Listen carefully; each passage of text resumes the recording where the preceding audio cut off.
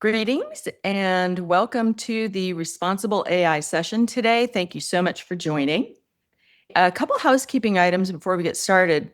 We are recording this, so you will receive a link to the recording, and you can share that with your colleagues, revisit any sections that you'd like to see again, and we'll go ahead and get started. I'm Sandra Peterson, CEO of Sandstone Partners. I've been in AI since 2014, so I've been doing this for a long time. The generative revolution we're just at the beginning of is thrilling. I'm based in San Diego. I spent 20 years in Silicon Valley with companies like Apple and NVIDIA and several startups.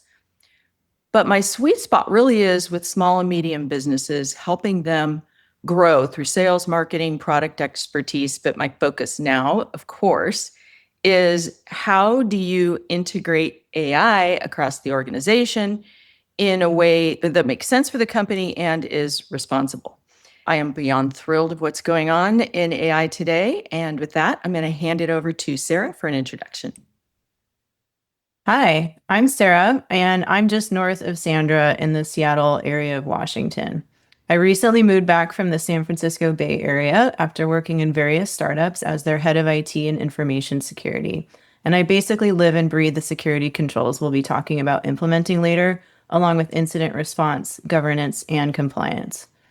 I got my start in AI by first working to transform back office processes into automations with no-code tools like Zapier and Make. I transformed onboarding and offboarding, marketing creative art pipelines, finance reconciliation, and contract approval processes. Then, when automation software started rolling out AI nodes, I dove headfirst into refactoring all of my automations to leverage the new agentic capabilities, and I basically haven't looked back since. When I saw the opportunity to share my learnings at greater scale, I decided to start out on my own and formed Pathwarden, which brings me here in front of you today. I'm really excited to share what I've learned with you so far and help you to build a brighter future with less manual toil and more time for strategic innovation. So let's go.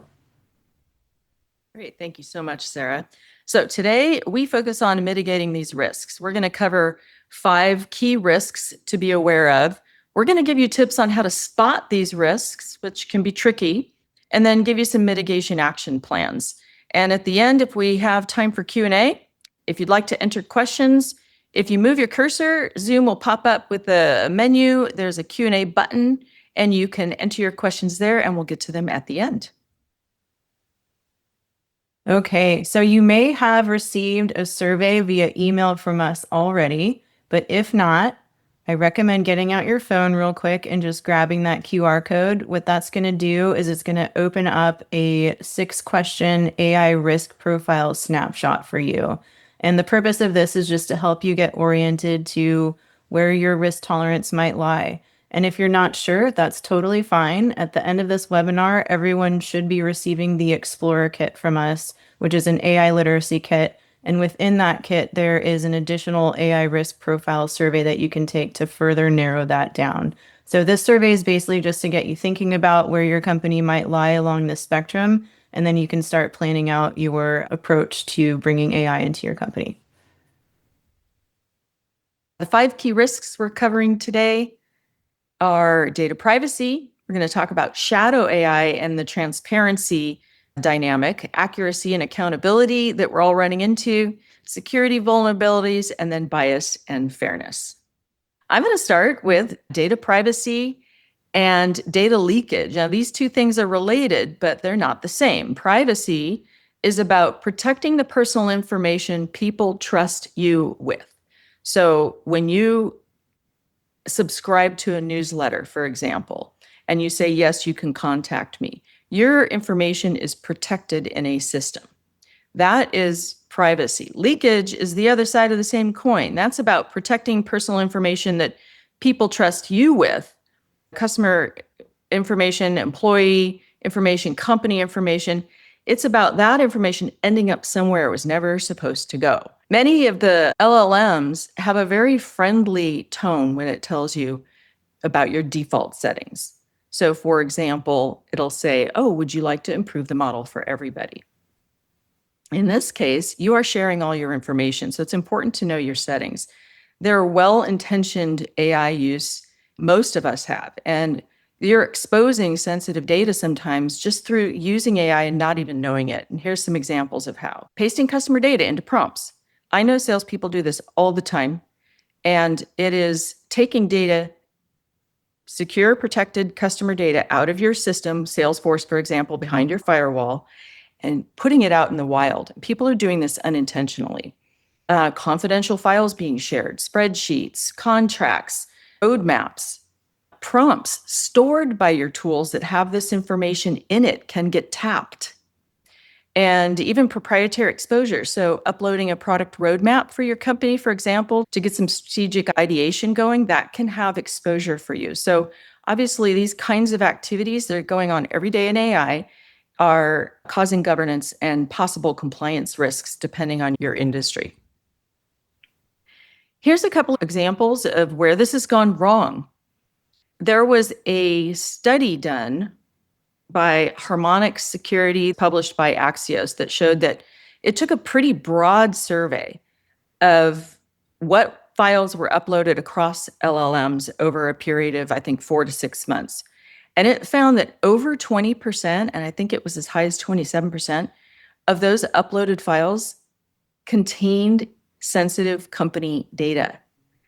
And this is a lot of exposure that I would venture that most people don't realize that that's out there. Another example, this is a staffing company, a recruiting firm. And of course, what the recruiters were doing was uploading candidate information, the resumes that are provided, their interview notes, et cetera, into a public AI tool. And that was unintentionally retaining that personal information outside of their approved systems. And of course, this is outside of contract terms with their clients. So this is exposure, and it's the kind of exposure that is happening innocently. So how do you spot this? So first of all, it's really important to know where AI is happening in your organization. If you don't have an approved tools list that says, hey, these are the tools that are okay to use for our company or our organization, you likely have shadow AI going on. And Sarah's going to cover that in detail in a moment, so I won't go into depth there, but that's happening at every single client I have talked to has shadow AI going on in their organization. Second thing you can do is looking for sensitive data behaviors. This is the example I gave earlier, copying, pasting customer records, uploading spreadsheets for doing data analysis. When people are doing this, they don't realize the exposure that they're having, and there's things you can do to help protect that data. Another thing is, this is pretty simple. This is something that can be done in the next 24 hours. Just checking tool settings. There are different levels of protection settings based on account type as well. So it's important to know what level you or your organization have on your, are you free? Are you pro? Are you business? There are different setting levels, but even the free levels have protections. So a lot of people don't ever go there. They don't change their settings, and this is really important. So you need to confirm at the very basic level whether training is on or off. Another thing that you can do to spot some leakage is just scanning for AI by accident in workflows. What I mean here is things like, I'll give you an example of a salesperson. A normal workflow might be getting ready for a meeting. They're going to look at the customer information, look at the account, look at their current either contract or opportunity, and prepare some notes that they would like to accomplish in the meeting, outcomes that they want, et cetera. That's a workflow. And if part of that workflow includes loading information into AI and using AI tools, then in that workflow accidentally could be some data leakages. This happens in sales, it happens in marketing automation systems, where you might have even a system integrated with AI features that could be causing unintentional data leakages. And then finally, finding the paper trail. Subscriptions on expense reports, for example, that are tools that aren't necessarily approved by the company. New browser extensions can be an indicator, and these can be attack vectors, which Sarah will go into. So these are some ways of spotting and recognizing where risk is happening.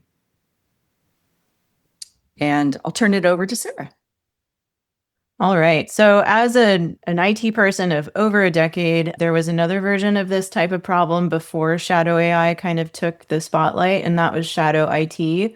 So, this has always been a problem for companies. There's almost always people in the organization using tools outside of the company sanctioned tools for work materials. So, I do want to normalize this a little bit. It's something that's been going on forever. But now that we have AI tools, the risk has really just increased dramatically because of all of the data privacy issues that Sandra just surfaced. And there's some more that we'll be covering after this as well. So just know that you're not alone. Everyone has some measure of this in their company. And what we're really focusing on doing is trying to reduce the threat. So Shadow AI, just like Shadow IT, is when tools and integrations are being used without visibility from the staff. So the IT person doesn't know that people in the company are using ChatGPT to upload their company data or any other services that are not tied to a centralized and inventoried tech stack will count as shadow AI. SMBs are particularly vulnerable because they don't have really large IT teams that are handling really detailed inventories and access controls. There's more of a trust that people will use the tools they need to get the job done. And AI is particularly attractive in this atmosphere because it really helps to accelerate work. And people are usually under really tight deadlines and they're trying to do whatever they can to deliver a quality product. However, this creates blind spots for IT and for the security teams. And there's a real problem with people taking actions that have the best of intentions, but they can end up having really severe results. So, shadow AI is not about bad actors. It's normal employees that are just using whatever is fastest to get the job done. And the issue here is just that it's invisible. And so, this is something that we often see happening with browser extensions, plugins, AI features inside of other tools, as Sandra mentioned. It's not always particularly an AI tool, but sometimes even just a feature within an app that's already being used, but maybe hasn't been sanctioned by the IT team. But the problem is, if leadership cannot answer what tools and what data and who's using them, you cannot credibly manage privacy, accuracy, bias, or security. So now we're going to talk about some examples. First, I want to mention you're not going to ever really see shadow AI breaches in the news.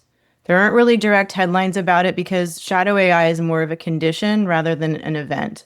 You will hear about the event and not necessarily know that it was due to shadow AI as a condition. It's usually categorized under a different label like data leakage or OAuth abuse, insider risk, etc.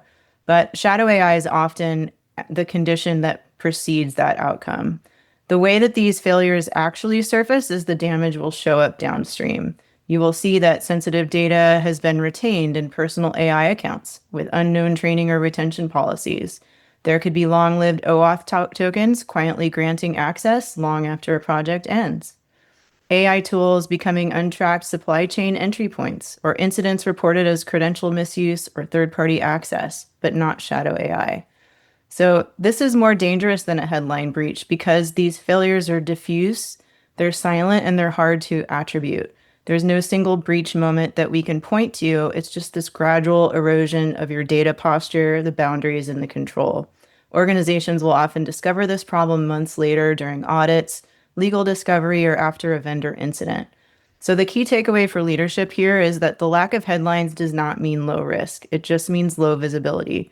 Shadow AI is the risk layer underneath many modern breaches, and by the time it's visible externally, it's already a governance failure internally. So, how do we spot shadow AI and transparency if it's so invisible? Well, first, we really need to ask our teams. We want to get in touch with them, do a quick survey on what tools they're using, what tasks, what data types. You also want to make them feel comfortable sharing with you that they might be using something that's not part of the sanctioned tools list. So you don't want to threaten them with any kind of punishment. You just want to do more of a discovery with these teams so that they give you the true information. Then you also want to be checking spend signals, just like Sandra mentioned. You can look at expense reports. Are people subscribing to Midjourney and using that for company artwork? You want to track those down and then go find that team and talk to them about that. You want to look for extensions, browser extensions, or plugins that are tied to apps that are sanctioned. And you want to inspect all of the AI features and make sure that the features that are securing your data are turned on by default, as Sandra mentioned.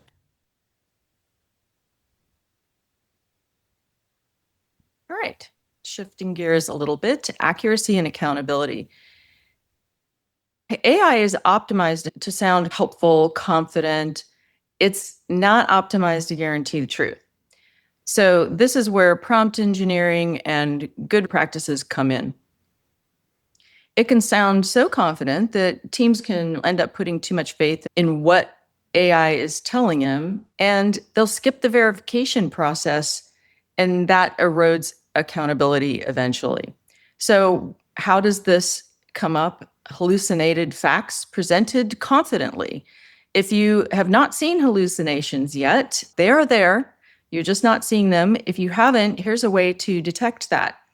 If you upload your last resume and your LinkedIn profile information and ask your most commonly used LLM to write a 2-page bio about you, it's a long bio, but it's going to make up facts and fill in blanks. I can almost guarantee you. And you'll read stuff about yourself that just isn't true. So this is real, and it's something that needs to be managed. Also, unverifiable recommendations. This is something that I see happening more and more because people are getting more confident in their use of AI and going beyond just writing. They're going into strategic planning, for example.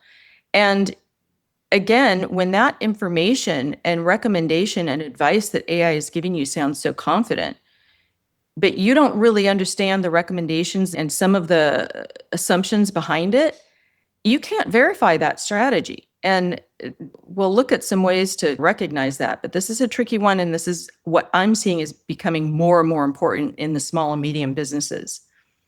And this ties a little bit to this black box reasoning. If you don't know why and how AI came up with some of these strategic recommendations or results, then there's risk there. You have to understand what's going on underneath. And then explainability. This is something that I'm seeing more as well, which is a lack of this human in the loop and trying to put out now information so quickly that you can't even explain some of the results sometimes. And what's happening here with this dynamic is judgment is quietly getting outsourced in these companies. And that is a risk, a long-term risk for the company's strategic positioning. Here's some examples where this has gone awry. There was a legal case where a federal judge actually ended up sanctioning 3 lawyers because they used AI to, of course, craft their legal briefs. A perfect use of AI, a lot of information to digest and synthesize and draw conclusions on.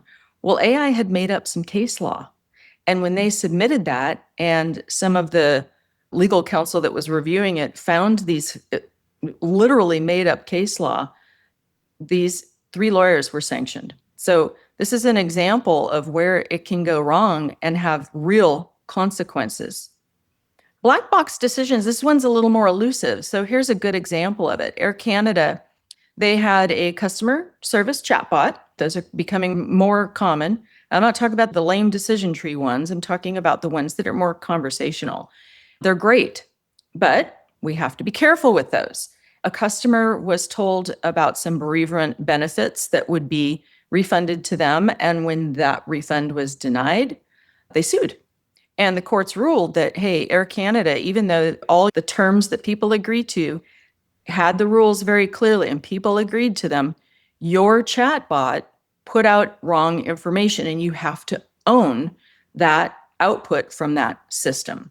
So the customer won. That's another example of how you have to keep an eye on AI, especially as you do more automation. These are, again, fairly tricky to spot. So here's some tips on spotting this. So watching for overconfidence. Outputs that sound what I'd like to call too good to be true, very definitive, the lack of reference sources, or like when I write a recommendation, I point out these are the risks and these are the open items that we don't know about and these are the assumptions. All of that is missing.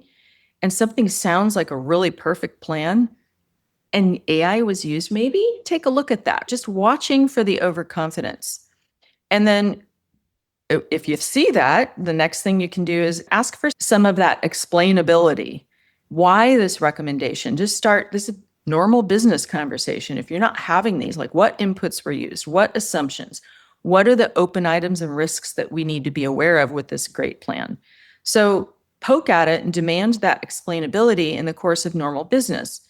Another way to spot, and just a whole different category, is what's called source drift. So what AI can do sometimes is, as you go down in a series of queries, AI can get further and further from what you intended originally, and you might not notice it.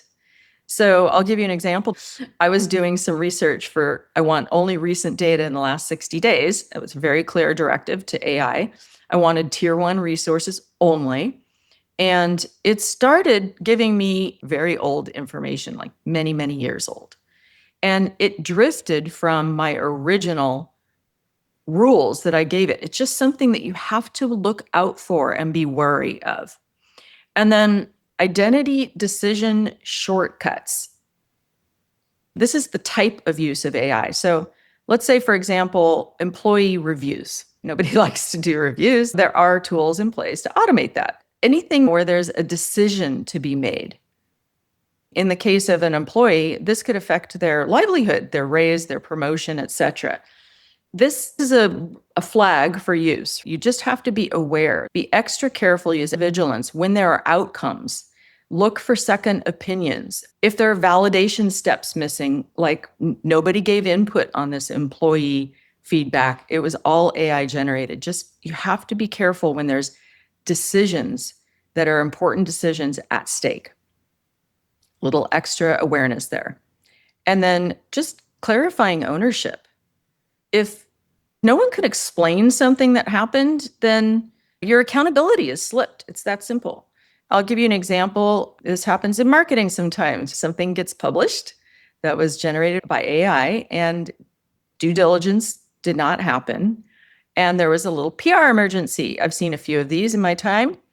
If it comes back to marketing, it says, well, AI generated that. We have these great tools doing it. It got through the system. There's no real owner. Red flag, right? There has to be an owner. Somebody has to own that output, whether it's a channel or a type of content, however that's designated, somebody has to be able to be responsible for that output. I will hand it over to Sarah to talk about security vulnerabilities. I just want to say one thing about what you just covered, Sandra. I've been coding a lot more with Claude Code lately, and I really feel like it's a lazy intern. Like you really have to hold it accountable. You have to make it do its work. It's always trying to cut corners or not follow your rules. So I totally agree with what you just said. On that same point, but from a different angle, I'd like to talk about security vulnerabilities that also come up when you start using AI. It has a big issue in that it's creating a much larger attack surface, which is basically a place where someone can touch your system. And the way that it increases the attack surface is just purely because now you can chat with it.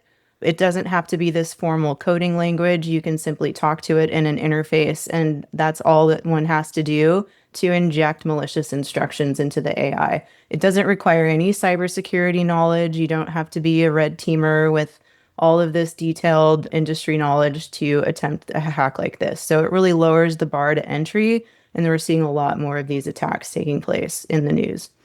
So most organizations are not consciously choosing to expose these surfaces. They just appeared as they added AI into their tech stack. Traditional security assumes that apps talk to apps through very controlled interfaces, but once we add this free-form language as an interface, it's just so much easier to manipulate than forms. So the biggest new risk of all, I would say, is actually connecting and then giving permission via OAuth. How many of you have seen those pop-ups where it says, do you want to sign in with Google? That is an example of an OAuth permission that you're granting. You're using one tool to connect to another tool and to authenticate it. Once that AI tool can access this other tool, it can access the email, files, CRM, or ticket systems. It becomes a super high value pathway. So the next time you see the offer to sign in with another tool, make sure you're really looking at that dialog box that opens up. Read all of the things that you're granting it permission to. You can uncheck some if you don't feel comfortable with it. You don't have to grant all of the permission. Or you can choose simply to do a standard email and password as a sign-in if you're uncomfortable with that level of permission granting. So again, attackers don't need to hack the model anymore. They're just hacking the workflow. And all they have to do is just inject instructions into the content that the AI is reading through that chat interface. So we have to be super careful about what we are putting into those chat interfaces. And we also need to make sure that we are controlling those to some extent. All right, so now for some examples. These are not theoretical AI doom scenarios. They're just classic security issues, but they're now amplified by AI-enabled workflows. A big example that you might have seen in the news back in August, attackers breached SalesLoft Drift, which is a workflow automation app that integrates with Salesforce. I'm sure many of you have heard of Salesforce. The attackers stole OAuth tokens, so OAuth once again. They used the bot's existing legitimate access to compromise the Salesforce environments of over 700 customer companies. This includes major cybersecurity firms like Palo Alto, Cloudflare, and Zscaler. The high volume of normal-looking API calls made the breach difficult to detect. They didn't actually detect it for 10 days. So extreme example there. One that is not as major but still very important is the Echo Leak incident. This was disclosed and patched in Microsoft 365 Copilot. And luckily, this was an insider situation, so this wasn't actually an external breach. This was something that they were doing to test their systems, and they discovered that a malicious email with hidden instructions could basically coerce an AI agent to exfiltrate sensitive data to an attacker-controlled server. And this required no direct user interaction whatsoever. So back to Sandra's point, anytime you don't have a human in a loop, you are especially vulnerable. You really want to make sure you have an owner, like she was saying, have somebody checking these things before you pass the AI through. You need to have somebody who is responsible for that output. Okay, so now how do we spot security vulnerabilities? Once again, it's really important just to inventory your tech stack. This is probably the third time I've said that already this webinar. Make sure you know what's going on in your systems, know who's touching what, who's using what, and make sure you are confirming that the settings for those services are default secure by default. You don't want to have to go back and fix it after it's been open and sending everything out to the public. You want to audit the permissions that are granted. You want to review the OAuth apps. You want to watch for prompt traps, and you want to track secrets exposure. And what I mean by secrets is you're looking for API keys or tokens in prompts, in logs, in code bases, support tickets, and shared AI outputs. All right, now I'll turn it back to Sandra. Thanks, Sarah. All right, talking about bias and fairness. Now, AI doesn't create bias, it actually inherits it and then amplifies those patterns that are present in the training data. This is often referred to as algorithmic bias, and the risk increases when AI outputs are used in those people impacting decisions and hiring that we talked about before. These systems are trained on this imperfect human data. It's lying quietly under there and reinforcing those biases that exist.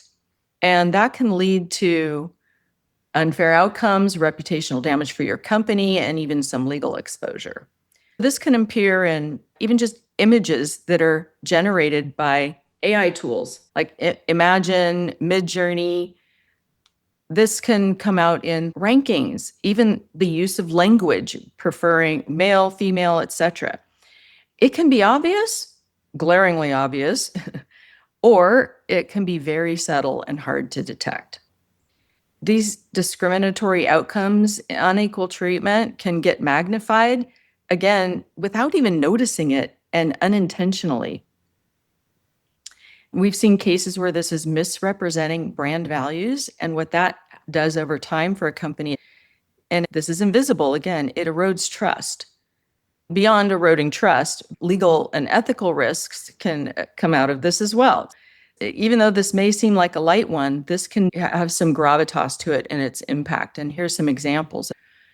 This is an HR example. HR is using platforms to help sort through the thousands of applications they get for a position.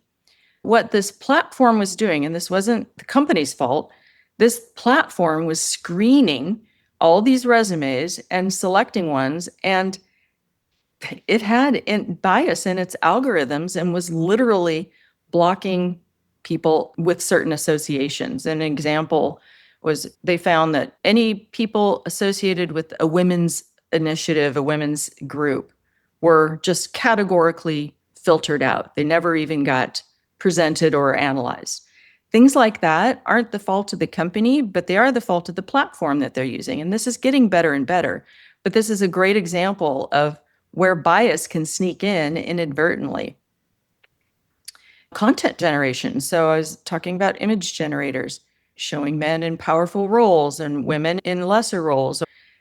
Even marketing copy reflecting certain stereotypes that you don't notice and you're not scanning for.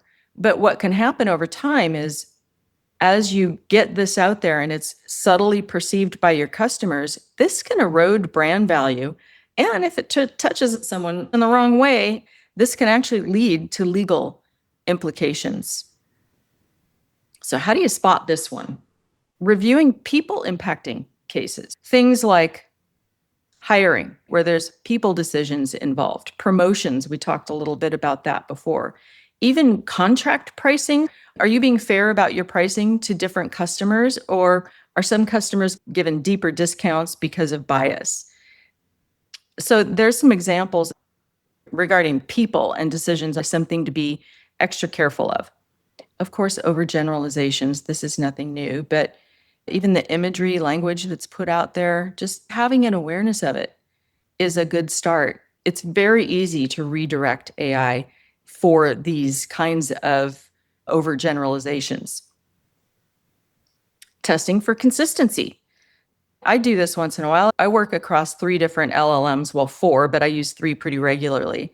I might run the same prompt in different LLMs, and I want to see what kind of signals they might come out with. I might change a prompt, the way I write it a little bit, and see if different demographic signals come out. I've done this also in image generation. So testing for that consistency is also something that you can do in a matter of just building into your daily practices using AI. Checking vendor claims. The example we gave of the application having the bias, not the customer, but the application. Ask your vendors, what bias testing do you do? If they're touting AI tools and AI features, just poke at that and have them explain their accountability. And if you're not comfortable, let them know that so they gain the awareness too, and maybe use a different vendor that has more responsible AI use. And then requiring human oversight. You would think, by the way, everybody talks about agents here, whole companies are run just by agents. It's not true. Agentic AI is taking hold, it's picking up, but it is not to the level of what you hear in the front page news. It's just so important to have a human in the loop, no matter what you're doing, agentic or just writing an article. All the things we talked about, the exposure with hallucinations, incorrect, inaccurate information, it's just so important to check everything. I don't let anything go out that I haven't reviewed. And then before we get into mitigation, I just want to point out there is an energy footprint associated with using AI, and thoughtful usage can matter. The large language models, they do require a significant amount of compute power and energy, and not every task needs generative AI. There's a couple things that we can do to relieve that issue, the strain on the grid that we're experiencing right now. I don't know if you noticed, but sometimes in the middle of the day, AI is a little slower. And this is because it is waiting for the energy to catch up. This is starting to happen. And our grid can't be built fast enough. And here's just a couple of things that you can do to help ease that. Use traditional search when that's good enough. If you're trying to find a Thai restaurant in the area, you don't need to use ChatGPT and burn through tokens. Avoiding excessive prompt retries. I've been guilty about this. I'm better about it now, but I've been lazy. I know I had asked about a summary of this study a while ago, but I have so many prompts I can't find it. So I'll just prompt again. No, it's just as easy, if not easier, to go into the search window and search to find that. So things like prompt retries and refining things, just we can lighten up on that. And then, of course, prompt engineering, drafting things clearly, reducing iterations, and just choosing the right tool for the task. I don't always have to use the thinking model within ChatGPT or Claude. I can use the quick model, which is a lighter footprint. It also spends less tokens. If you're ever hitting your limits, I don't hit my limits very often, but it does happen. So there's some quick tips on that. And I'll I love that, Sandra. I agree. And I usually have a two-step process where I have a prompt optimizer, and that will help me craft the perfect prompt in a much lighter model. And then I plug that in using deep thinking if I need to, if it's a big problem or extensive documentation that needs to be reviewed. But I only use those stronger models when I really need to. So I love that. So now we're going to move into risk mitigation. How do we control for this? And you're going to discover that that depends a lot on your own unique security and risk posture. So we're going to talk about some of the different levels that you can be at, from not really knowing where you are at all yet, all the way up to having very, very low risk tolerance. So starting with the first, where you're just not quite sure, this is all about AI literacy. Your main concern is really just building that awareness and understanding the first principles of security and governance. This is where a lot of people start out. And you might be in a company that's been around for 20 plus years and there's still no defined risk tolerance that's actually set within the company. So we've created these surveys to help you nail down just where you might fall on this spectrum.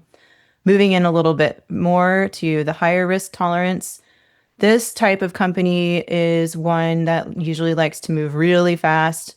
They want minimal friction. It's kind of like a high tech, low personnel startup. So lean, mean startup, this would be a higher risk tolerance category. They really are prioritizing innovation. They're trying to be the first to market with a given solution. And they want to ensure that their guardrails are not going to slow down that momentum, which is crucial for a company at this level. Then we move on to that Goldilocks level in the middle with the moderate risk tolerance. This might be a startup that's a little bit larger. They're starting to care more about procedures and processes because they've got more people to manage. They still want to experiment, but they want to be able to manage that risk more effectively as it shows up. They're not as concerned with maintaining minimal friction. They don't mind a little bit if that's going to help them get to the results that they need. AI is usually already in use at this level, but they're struggling more with visibility. So we built a kit for each of these models, actually, and the kit for this one is really focusing on that shadow AI and getting more visibility into what's actually going on with the personnel at your organization. The main concern at this level is usually that ownership and accountability piece that Sandra addressed. Assigning owners for each particular part of the tech stack is crucial here at this level. Then we are moving into some risk tolerance levels that we see at much larger enterprises, starting with the low moderate level. AI is allowed, but it's got pretty substantial guardrails and approvals at this point. Rules exist, but they vary by team, and the main concern here is safe scaling. So these companies are already quite large, they have a lot of procedure and process, and they need to ensure that AI is being developed in line with those already existing processes. And then finally, we're going to talk about the very low risk tolerance group. So these types of organizations, also large enterprises, but then they're also usually focused in high risk areas such as finance or healthcare. And they often have specific risks that they need to control for because of the sensitivity of their data. So these are organizations that are usually handling PII, which is personal information, or PHI, which is personal health information. So they need to be really locked down. They often have to achieve some sort of formal compliance like SOC 2, and they have to follow these very specific procedures. So at this level, things are very locked down, it's very controlled, or it's avoided altogether. And the main concern here is staying in compliance and having their processes remain defensible. All right. So we have created some kits that map to each one of those levels.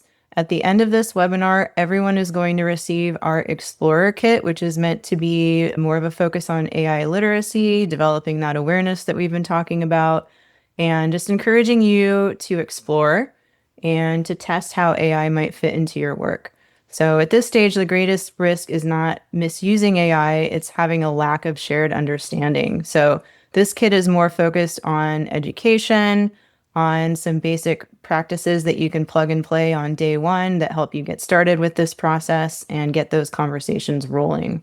So within the Explorer Kit, you will receive a really handy do's and don'ts cheat sheet that you can start using right away, along with the check basic AI settings sheet. You can use those to inventory all of the apps that you're using and make sure that the settings are set to default most secure, where you're not sharing your data back with that company or organization. Then you've got an AI output verification guide and an AI lunch and learn roadmap. The lunch and learn roadmap is a great way to just get those conversations started more formally in your organization, and you can start to collect the data that you need to then determine which risk profile is the best fit for you. And then finally, we have the DIY AI posture diagnostic that is meant to build off of the survey 6-question snapshot that we gave you. It's going a little bit more in depth, and it's helping you really confirm that that's the level that you need to be at. And then finally, we have just a simple short AI glossary with some basic AI terms to help people familiarize themselves with AI. All right. So then we move into the Agile Innovator Kit. This is for those lean, mean startups, mostly full of engineers, high tech, and this kit is therefore really focused on technical hardening. So it's more about building security directly into the dev cycle so you can maintain that high speed without creating critical vulnerabilities. I think one thing important to mention is that this kit is assuming a certain level of tech savviness. A lot of the items in the kit require some engineering background and knowledge to be able to plug and play the solutions that we're offering here. Within the kit, we have the Rapid Guardrails playbook. We have an AI tool hardening checklist, a red teaming light protocol. And just for those of you who don't live and breathe cybersecurity the way that I do, red teaming is basically for people who are pretending to attack a system, and blue team would then be like the defense side. So you can think of red team as the offense. And what you really want to start doing at this level is you want to start testing your systems, pretend to be the attacker, see if you can get in, see where your weak points are. So this red teaming light protocol basically helps you get practices like that started and up and running at your company. And then we have an acceptable use policy here. Most of our kits do have an acceptable use policy, and they all have different flavors and facets. This one's more dev-centric, so it's a little bit more high tech and it's focused on more of the engineering side of things. We have other acceptable use policies in our other kits that may be more helpful for you if you're not in this category. But if you are a lean, mean startup, this is a great starting point for you. And then finally, we have a data sanitization template. That's basically just helping you to ensure that you are anonymizing and sanitizing your data. All right. So Pragmatic Experimenter, that is our Goldilocks kit. Here, it's most likely like a small to medium-sized startup where they are still wanting to cultivate innovation and discovery and exploration, but we need to start monitoring and getting some basic inventory systems in place. So this is the kit that's really focused on shadow AI. Starting with the shadow AI discovery checklist, it's basically like a no-blame audit guide to find out which AI tools your staff are already using. You really want to frame it as discovery. You don't want to come in sounding heavy-handed, or they're not going to want to share with you what they're doing. So you want to frame it as a light discovery, collect that knowledge, and then you can think about how best to control for it moving forward. Then we are also encouraging you to build an AI hub and approve tools at this stage. So it's basically an internal site where companies can chat about AI. They can share tools that they're using, get feedback from others, and help plan the path forward for use. Then we have a tool intake workflow. This is a simple gateway for teams to formally propose new AI tools for vetting before they start using them. You can basically plug and play with your IT team or HR or your BizOps teams just get somebody on that owning the tool intake workflow piece and the vetting and approval criteria that comes next. So this is the internal logic that whoever you make the owner for this is going to follow to quickly decide if a new tool should be sanctioned or not. And then finally, we have some pragmatic AI guidelines. And this is just a simple one pager. It's a house rules cheat sheet that simplifies policy expectations for teams at this stage. All right, now we're getting into some of our more heavy-handed kits. The guarded scaler is more usually like a larger enterprise organization. Things move a little bit slowly here because there's more bureaucracy, and consistency is of the utmost importance here. So we have a lot of SOPs at this level, repeatable processes that people know and are held accountable to, and we need to create a set of AI processes in that same vein. So this kit is basically providing the frameworks for that. And we have yet again another acceptable use policy. This one is a little bit more standard and full bodied. There's more to it. It's not just covering the basic technical guardrails, it's also offering people and processes into that as well. Then we have what's called a tier 2 vendor questionnaire. This is really important as you're considering bringing on new AI services. Once you are responsible for more of your data security and privacy, you really want to start vetting your vendors. And these questionnaires are a way that you can do that before you decide to take them on. So the idea is that as you're evaluating a new vendor, you are interviewing them and you can send off this questionnaire for them to return to you with their answers. And then you can take that back to your internal team and decide if it's safe to proceed with them. Alongside that, we also offer an impact assessment, which is just a practical worksheet for evaluating the specific risks of new use cases to ensure alignment with very common protocols like NIST RMF, the risk management framework. Some of you may have heard of that. And then we are also offering the AI readiness worksheet. This is basically a maturity check to help you decide if a department's data and skill sets are ready for AI success before you actually try to roll it out. And then finally, we have a handy AI tool risk scorecard. This is meant to be something that you can use quickly to objectively score or compare different AI tools side by side based on safety and utility. And this is where those can be paired with the vendor questionnaires to get that full picture of a vendor and really understand the impacts that that vendor will have on your system if you choose to bring them in. All right, our final kit, the Fortress. This is again for highly regulated environments that are high stakes. They require a zero trust approach to AI. This is our most fully fleshed out kit, and it's for organizations where compliance isn't just a goal, but it's a legal necessity. So these are companies, once again, who are dealing with protected health information or financial information, or they have very strict legal regulations that they have to follow. So we're moving from curiosity at the one end all the way to a much stricter command and control environment where we have to ensure that every AI implementation is defensible and audit ready on day one. So we take a stronger stance here, and we really want to make sure that we know who's owning what. So we start with an ownership table. It's clearly defining who is legally and operationally accountable for all AI systems. And then we move into a boundary matrix, which is a visual no-go map that tells employees exactly which data is allowed to touch which specific AI environments. So it's meant to just be something you can quickly glance at and you can see this is not sanctioned or if this is okay. And then we move into data classification and AI rules. These are more granular instructions on specifically how to handle PII, PHI, trade secrets to prevent accidental data leakage. Then we have a risk register.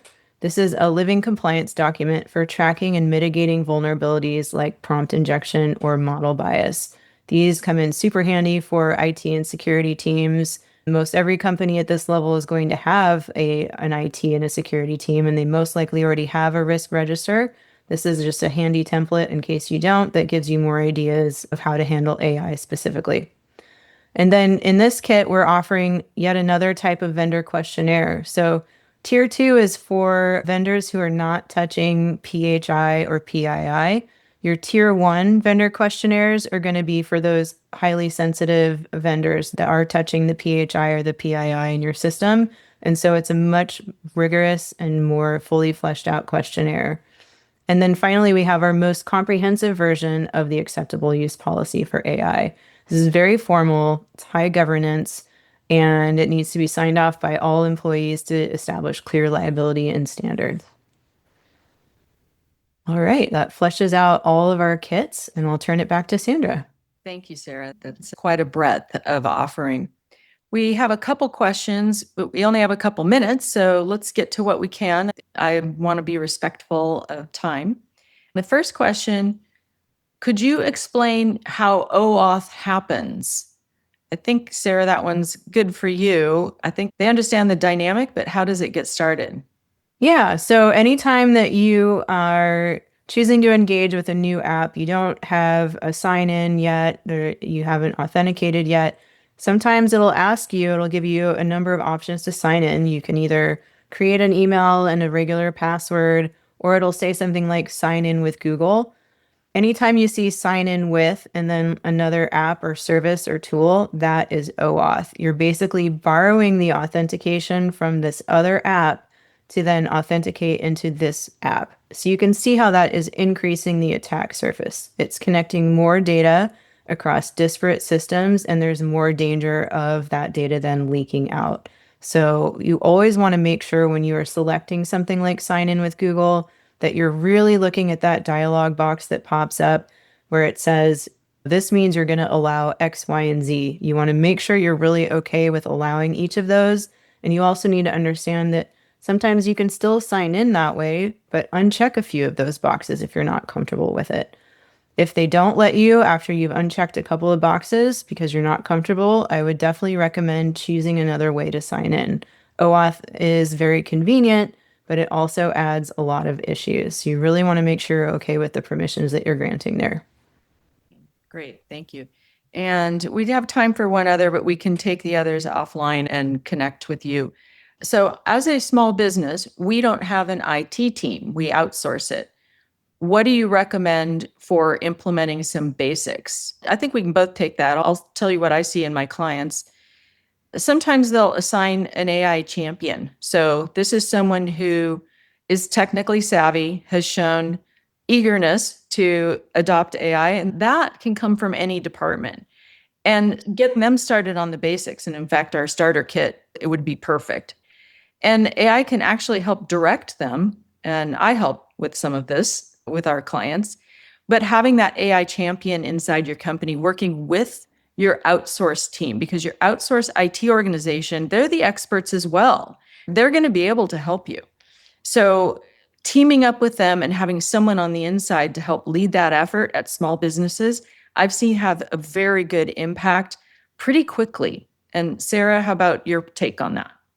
I agree with you. Getting an AI champion or somebody at the organization that is ideally also touching some more biz ops processes, like maybe they are approving expense reports for employees or they have an eye on the general tech stack of the company. Those people are really good people to select for your AI champion. But as she mentioned, it really can come from anywhere in the company. You want someone who is high enthusiasm and is going to be committed to the role.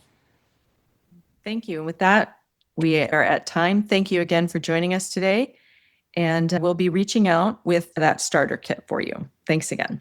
Thanks. Bye.